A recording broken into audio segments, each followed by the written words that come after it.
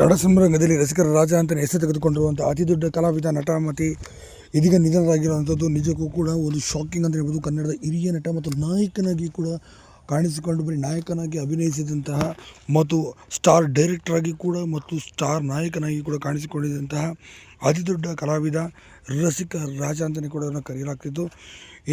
ಇಂಥ ನಟ ಇದೀಗ ವಿಧಿವಶರಾಗಿರುವಂಥದ್ದು. ಇವರು ಬೇರೆ ಯಾರಲ್ಲ, ಹುಷ್ ಸಿನಿಮಾದ ನಿರ್ದೇಶಕ ಮತ್ತು ಹುಷ್ ಸಿನಿಮಾದಲ್ಲಿ ನಾಯಕನಾಗಿ ಕಾಣಿಸಿಕೊಂಡಿದ್ದಂಥ ಕಾಶಿನಾಥ್ ಅವರು ಇದೀಗ ವಿಧಿವಶರಾಗಿದ್ದಾರೆ. ಬೆಳಗ್ಗೆ 3:30 ಸುಮಾರಿನಲ್ಲೇ ಕೊನೆಯುಸಿರೆಳೆದಿದ್ದಾರೆ ಎಂಬ ಮಾಹಿತಿ ಬರ್ತಿರುವಂಥದ್ದು. ತೀವ್ರವಾದ ಅನಾರೋಗ್ಯದಿಂದ ಇವರು ಬಳಲ್ತಿದ್ರು ಅಂತ ಹೇಳಲಾಗ್ತದೆ. ಸಾಕಷ್ಟು ದಿನಗಳಿಂದ ಕೂಡ ಲಿವರ್ ಜಾಂಡಿಸ್ ಎಂಬ ಕಾಯಿಲೆಯಿಂದ ಕೂಡ ಅವರು ಬಳಲ್ತಿದ್ರು ಅಂತ ಹೇಳಲಾಗುತ್ತೆ. ಹೀಗಾಗಿ ಇವರು ಸದ್ಯ ಕೊನೆಯುಸಿರೆಳೆದಿದ್ದಾರೆ ಅನ್ನೋ ಮಾಹಿತಿ ಈಗ ಬರ್ತಿರುವಂಥದ್ದು. ಲಿವರ್ ಜಾಂಡಿಸ್ನಿಂದ ಸಾಕಷ್ಟು ದಿನಗಳಿಂದ ಕೂಡ ಬಳಲ್ತಿದ್ದಂತೆ ಈ ಕಲಾವಿದ ಕಾಶಿನಾಥ್ ಅವರು ಇದೀಗ ನಿಧನರಾಗಿದ್ದಾರೆ ಅನ್ನೋ ಮಾಹಿತಿ ಈಗ ಸದ್ಯಕ್ಕೆ ಬಂದಿರುವಂಥದ್ದು.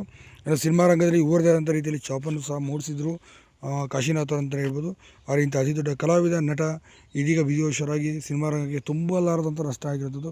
ಇವರ ಆತ್ಮಕ್ಕೆ ಶಾಂತಿ ಸಿಗಲಿ. ನಿಮಗೂ ಕೂಡ ನಟ ನೆನಪಿದ್ರೆ ಖಂಡಿತ ವಿಡಿಯೋ